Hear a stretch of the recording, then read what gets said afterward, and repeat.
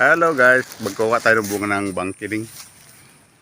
Kuha tayo ng bunga ng bangkiling kasi masarap ipanghimagas. I-mix natin sa bagoong. Masarap na yung maasim-masim na medyo alat-alat. Yan. Kita natin yan. Bisisit guys, konti na lang yung bunga niya.